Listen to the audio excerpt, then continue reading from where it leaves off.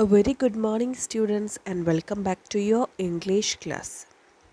Today, we are going to take a new chapter from your term 2 textbook.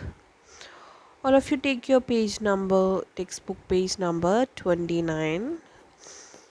And the chapter name is Oliver's Journey. Okay, how many of you have heard about the story Oliver Twist, which was written by Charles Dickens? It's a very famous story.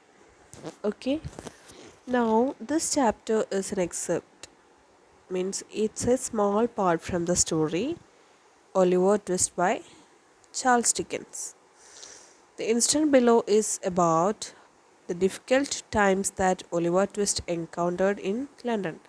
Okay, in this story we are going to learn about the difficult times he faced from London. Who faced? Oliver Twist faced in London. Oliver reached the stile at which the bypath terminated and once more gained the high road. It was 8 o'clock now. Though he was nearly 5 miles away from the town, he ran and hid behind the hedges. By turns till noon, fearing that he might be pursued and overtaken. Then he sat down to rest by the side of the milestone and began to think for the first time where he had better go and try to live. Okay, Oliver is nearly 5 miles away from the town where he was or where he ran from. Okay, but still he worries. Why? He will be pursued. Pursued means he will be followed or caught by someone. So he hid behind the hedges till noon. It was 8 o'clock now, but he waited till noon to restart his journey. Then he found a milestone and he sat on it. He was wondering where he will go and where he will live. The stone by which he was seated bore, in large characters, an intimation that it was just 70 miles from that spot to London. The name awakened a new train of ideas in Boy's mind. London, that great place. Nobody, not even Mr. Bumble from the workhouse, could never find him there.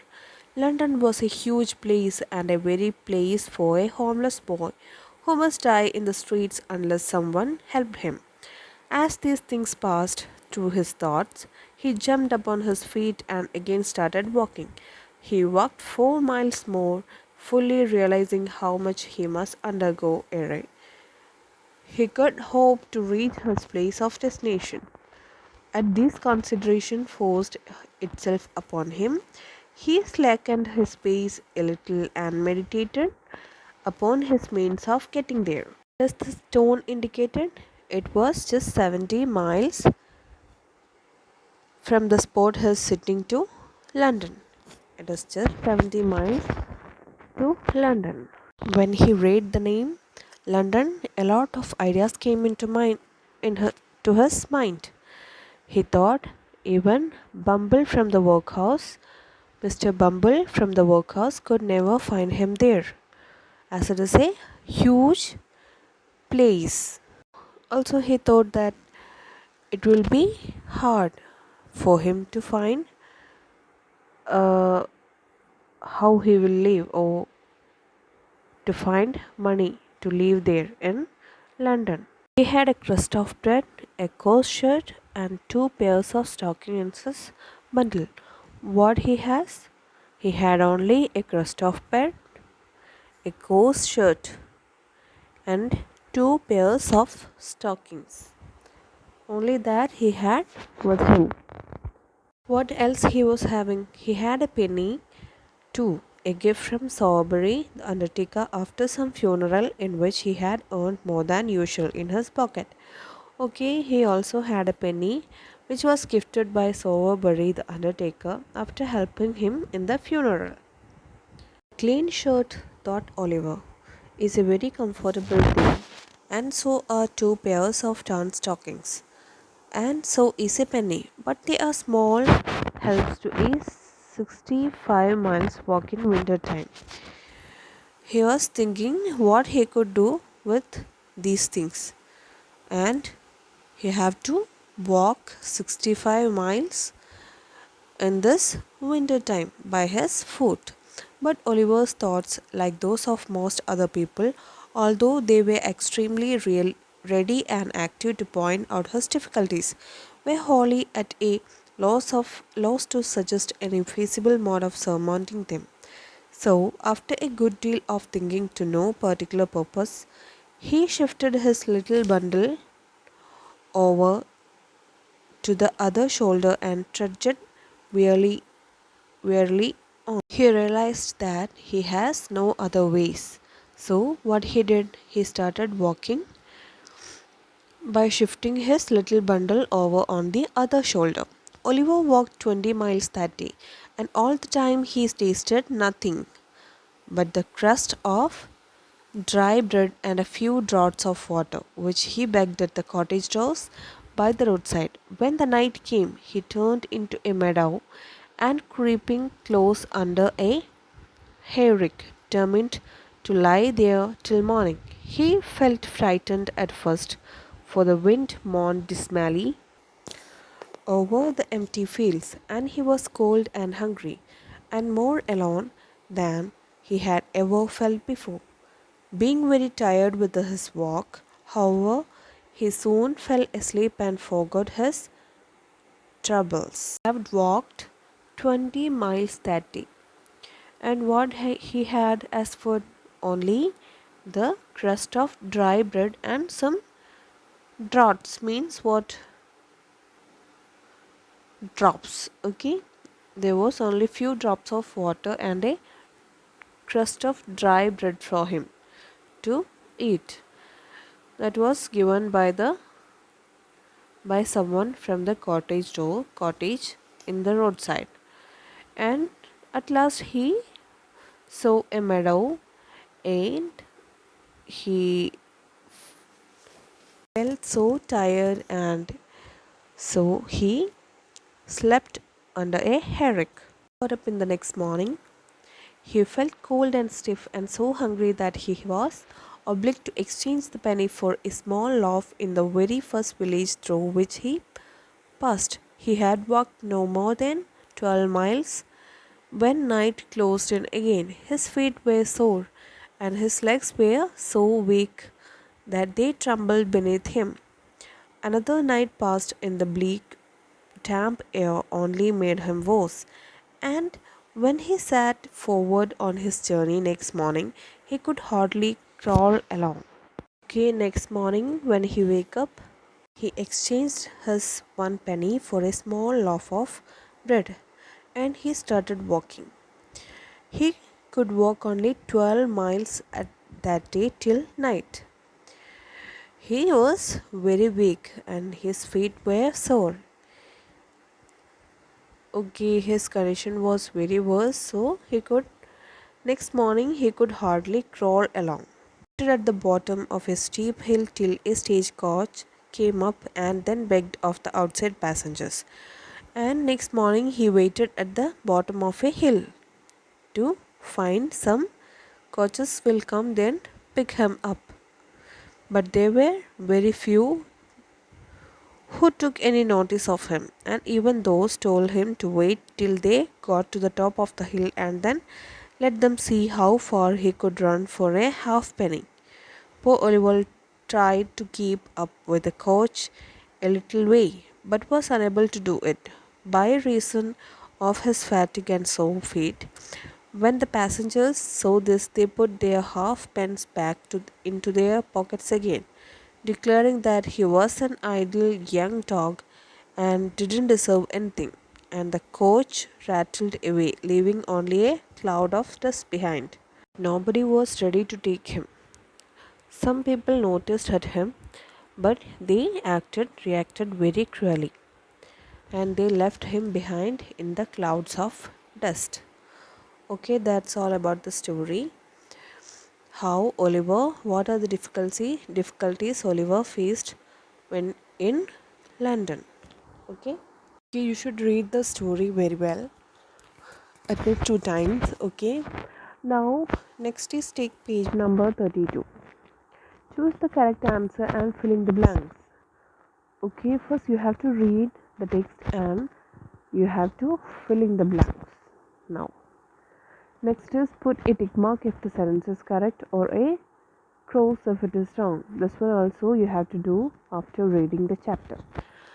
Okay, next I will send you the answer the following questions to WhatsApp. Okay, take page number 33.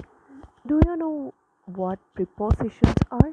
A preposition is a word which is used before a noun phrase, or a pronoun connecting it to another word. It usually shows the relation between two words.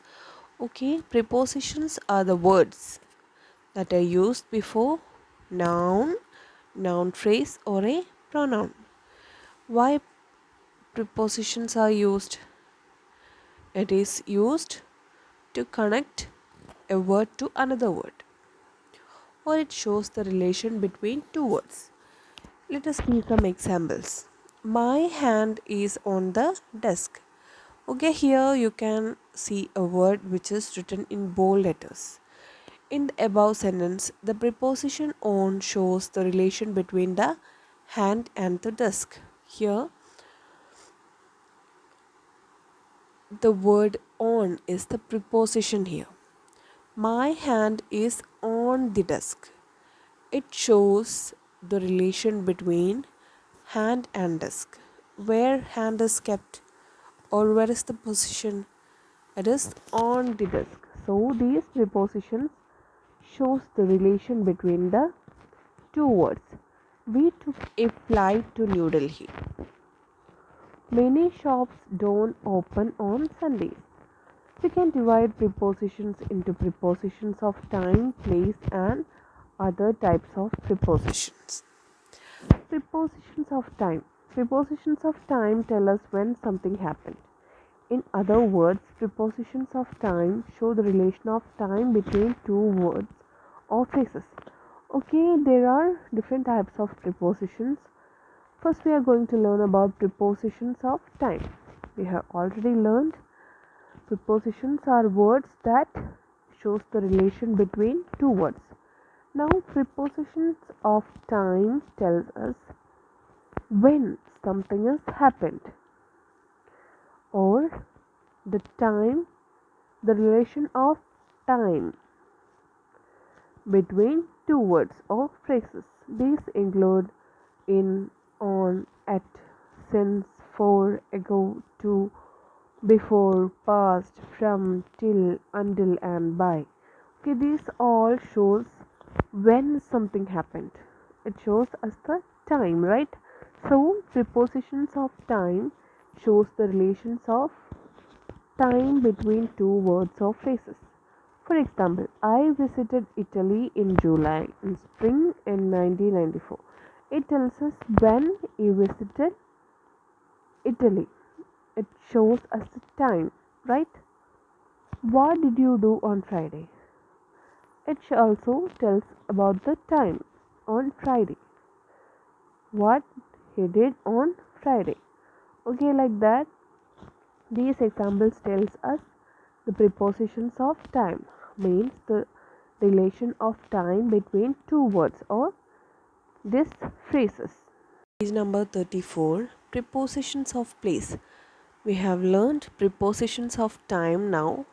It tells the relation of time between two words or phrases. Now we are going to learn about prepositions of place. Prepositions of place tell us where something happened.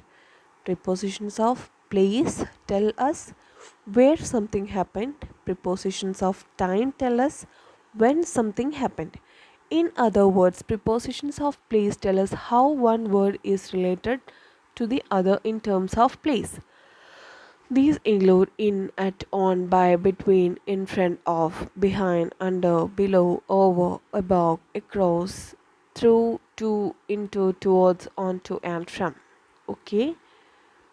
Prepositions of place tells us how a word is related to other in terms of place. Let us see some examples. She looks at herself in the mirror. Okay, this tells us where this happened. He sat at the table. This one also tells us where he sat. Or first one, it tells us where she looked at herself. Where in the mirror. So it tells about the place, right? She sat at the table. This one also tells about the place where she sat on at the table, right? Varanasi is on the river Ganges. Where is Varanasi? It's on the river Ganges. It also tells about us about the place, right? So prepositions of place are words that tell us how one word is related to another word in terms of place. And what is prepositions of time? Tells us about the relation of time between two words or phrases. Okay, other prepositions. Prepositions can also be used in other contexts. Some of them include from, of, by, on, in, of, out of, by, at, about. Here are some examples. I'm from Italy. He is a good friend of mine. These are also prepositions. Why? These all tell us the relation between two words, right? So, what are prepositions? Prepositions are the words that tell us the relation between two words or phrases. Okay? Now, take page number 35. Fill in the blanks with the correct prepositions of place. Dash in the picture. I can see a family dash a kitchen. Okay, now there are some sentences given below. 1, 2, 3, 4, 5 sentences are given below, but it is not complete. Okay, now you have to fill in these blanks with the correct prepositions of place. Next is you have to write the correct prepositions of time. First one is prepositions of place.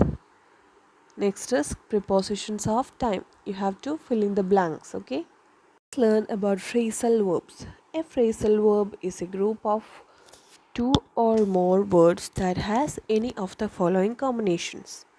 Or say verb made up of a main verb with a combination of a preposition or an adverb or both preposition and adverb.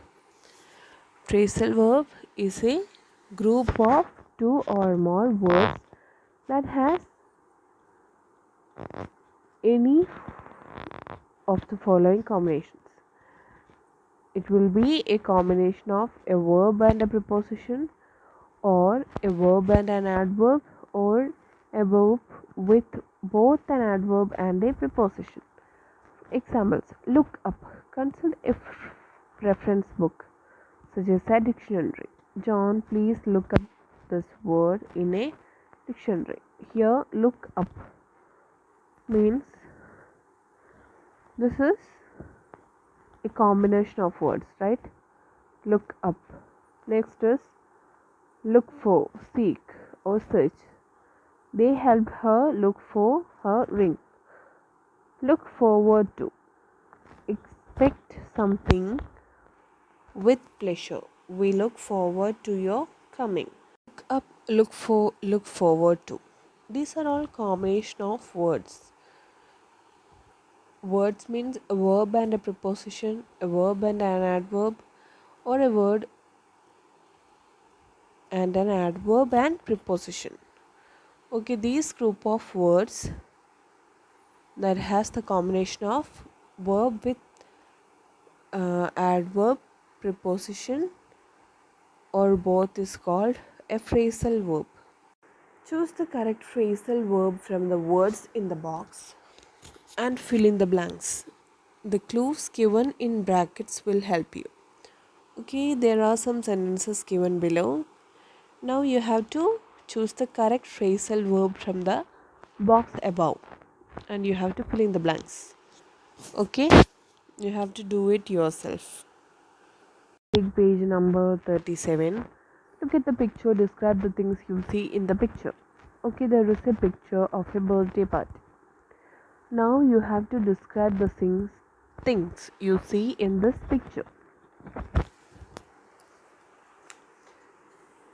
Okay, you can start the sentence like this. There are many people in the birthday party. The birthday boy is very happy. There is a cake on the table.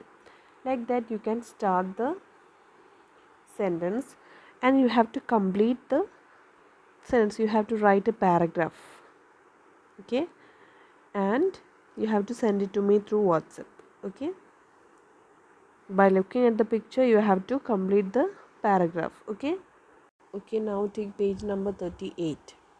A diary is a record of daily events. It is also a record of memories, feelings, and fantasies. A diary is always written in first person. Writing diary entries is like writing letters to oneself. Okay, how many of you have a habit of writing diaries? Your parents might have. You should ask your parents whether they have the habit of diary writing. Okay, a diary is a record of daily events. In a diary, what we will write?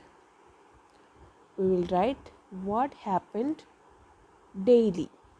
Okay, it is a record of daily events. It is right. What are the things we include? About the memories, feelings, fantasies, the important things that happened daily. Okay, okay, it is good to start diary writing.